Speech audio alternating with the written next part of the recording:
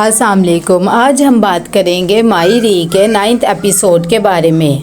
तो वीडियो शुरू करने से पहले हमारे चैनल को सब्सक्राइब कर लीजिए अगर अभी तक नहीं किया, ताकि हमारी हर न्यू वीडियो आप तक पहुंच सके और आप उसका आगे से रिव्यू दे सके। यहाँ पर सब बहुत ज़्यादा परेशान होते हैं क्योंकि उन्होंने पुलिस बुलाई होती है। जब पुलिस आ जाती है तो वो ज़हीर को कहती है कि हमें पता लगा है कि आप अंडर एज बच्चों की शादी करवा रहे हैं, तो क्या ये बात सच है? लेकिन ज़हीर कहता है ऐसा कुछ भी नहीं है, हमारे बेटे की और इनकी बेटी की शादी हो रही है। वो बहुत ज़्यादा समझाता है लेकिन पुलिस वाले बिल्कुल भी नहीं मानते। वो कहते हैं कि हमने देखना है क्योंकि हमें ये खबर मिली है। इतनी देर में ज़हीर का एक दोस्त आ जाता है जो कि पुलिस डिपार्टमेंट से ही होता है। वो उसे कहता है कि ये देखो ये आए हैं हमारे पास। वो उन्हें झाड़ के रख देता है और कहता है कि तुम किसके कहने पर यहाँ पर आ गए, ऐसा कुछ भी नहीं है, ये मेरे बहुत अच्छे दोस्त है, इसलिए पुलिस चली जाती है। थोड़ी देर में समीना जाती है और जाके फ़ाखिर को कहती है कि जल्दी से रेडी हो जाओ। तब वो कहता है कि वो तो पुलिस आई हुई थी, लेकिन उसकी अम्मी कहती है कि तुम्हारे अब्बा के बहुत ज़्यादा ताल्लुकात है, इसीलिए उन्होंने पुलिस को भिजवा दिया और देख लो अब बाहर जाके हमारी नाक ना कटवा देना। यहाँ पर एनी भी बहुत ज़्यादा इमोशनल होती है और उसकी दादी भी उसे समझा रही होती है और आयशा भी बहुत ज़्यादा दुखी होती है क्योंकि उसकी बेटी की शादी हो रही होती है। तब वो उसे समझाती है और कहती है कि हमारा मान रख लेना और कभी भी हमें रुस्वा ना होने देना। इतनी देर में काजी साहब आ जाते हैं और इन दोनों का निकाह पढ़वाने लग जाते हैं। वो उससे पूछते हैं कि क्या तुम्हें फ़ाखिर से निकाह कबूल है? तब आयशा के कहने पर वो हाँ कर देती है और साइन कर देती है, लेकिन बहुत ज़्यादा दुखी होती है क्योंकि वो ऐसा नहीं करना चाहती। इतनी देर में काजी साहब फ़ाखिर के पास आते हैं और उससे भी यही सवाल करते हैं। जब फ़ाखिर ये सुनता है तो कहता है कि मैं क्या बोलूँ अपने अब्बा से, कहता है। तब वो कहते हैं कि जो मैंने तुम्हें समझाया था कबूल है वैसे ही कह दो। और फ़ाखिर भी अपने बाप की बात मान लेता है और कह देता है और इस तरह दोनों का निकाह भी हो जाता है। जब निकाह हो जाता है तो उसके वालिद भी बहुत ज़्यादा खुश हो जाते हैं और उसे मुबारकबाद देते हैं। सब उठ के इन्हें मुबारकबाद देते हैं। यहाँ पर अनम की अम्मी उसके पास जाती हैं और उसे कहती है कि आके खाना खा लो, लेकिन अनम मना कर देती है और वो कंटिन्यूसली रो रही होती है क्योंकि वो बहुत ज़्यादा दुखी होती है फ़ाखिर की शादी से। कहीं ना कहीं वो उससे बहुत ज़्यादा मोहब्बत करती है लेकिन उसे शादी नहीं करना चाहती। यहाँ पर साइका और फराज बैठे होते हैं। जब उसकी अम्मी आती हैं कि क्या हो गया, तो साइका कहती है कि हम तो ऐसे हैं जैसे यहाँ पर है ही नहीं, हमारे तो कोई प्रोटोकॉल ही नहीं दे रहे, हालांकि इन्हें सोचना चाहिए फराज बड़े हैं। तब उसकी अम्मी कह देती है कि अच्छा मैं भी समीना से कहती हूँ। इतनी देर में समीना आती है तो वो कहती है कि इन्हें किस चीज़ का प्रोटोकॉल, वैसे भी ये घर के लोग हैं, आज एनी को लेके आते हैं क्योंकि सब वेट कर रहे हैं। यहाँ पर फिर वो उठ जाते हैं। आमना बहुत ज़्यादा दुखी बैठी होती है और रो रही होती है। इतनी देर में सब एनी को लेकर आ जाते हैं। एनी बिल्कुल भी आना नहीं चाहती लेकिन खैर आ जाती है। हमजा भी आता है एनी की शादी पर और वो बहुत ज़्यादा दुखी होता है लेकिन अपने इमोशन को काबू में रखता है और उसकी शादी अटेंड करता है, जिसे देखकर उसकी कज़न भी खुश हो जाती है। यहाँ पर हबीब को बार बार राहिला की कॉल्स आ रही होती हैं, जिसे देखकर ज़हीर उससे डांटता है और कहता है कि अब फ़ोन अपना स्विच ऑफ कर दो।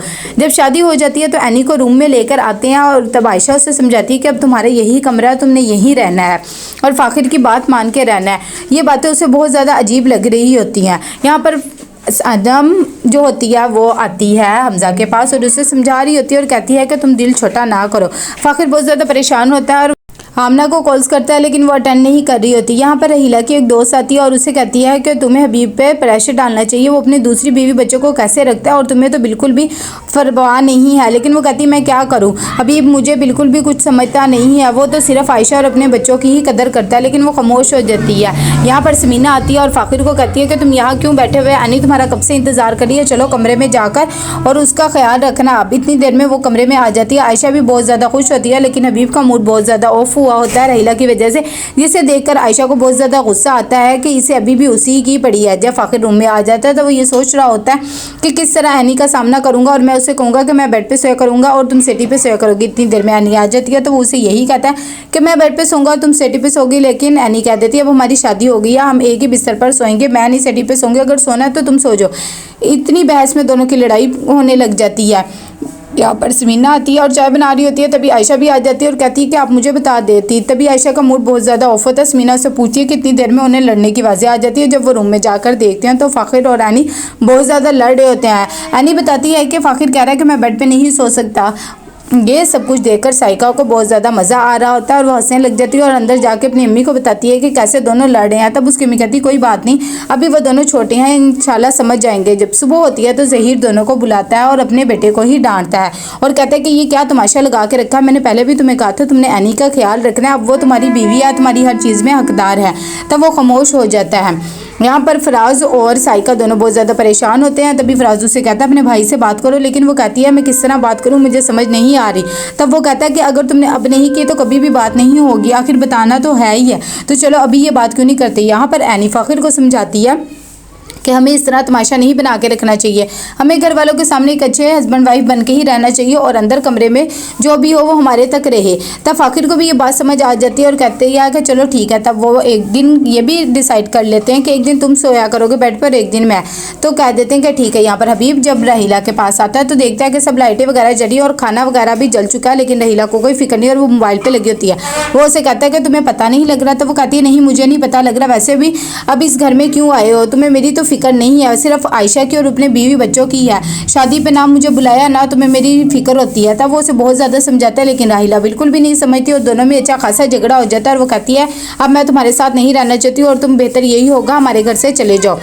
यहाँ पर फराज और साइका आती हैं ज़हीर के पास और वो उसे अभी बात ही करने लगते हैं कि ज़हीर उन्हें कह देता है कि अब तुमने वापस कब जाना है, कितने दिनों के लिए आए हुए। तब वो बता देते हैं कि अब हम वापस नहीं जाएंगे क्योंकि फराज साहब का काम छूट गया है और अब हमारे पास जो जमा पूंजी थी वो हमने काफ़ी ज़्यादा खर्च कर लिया, कुछ ही रखी हुई है। तो भाई अब हम यहाँ पर ही काम शुरू करना चाहते हैं और अगर आप मुनासिब समझे तो हम इसी घर में रहेंगे। तब वो कह देता है कि हाँ, और काम शुरू करने के लिए कहते हैं हमें कुछ पैसे चाहिए। जब वो कहता है कि हाँ जी बताओ कितने पैसे, तो वो 20 लाख कह देते हैं। जब 20 लाख सुनती हैं तो इस पर समीना भी बोल उठती है कि 20 लाख कहाँ से ये देंगे। ज़हीर को भी ये बहुत ज़्यादा टेंशन वाली बात लगती है। तो कैसा लगा आपको ये एपिसोड, लाइक कमेंट शेयर करके लाजमी बताइएगा। हमारे चैनल को सब्सक्राइब कर लीजिएगा। अल्लाह हाफिज़।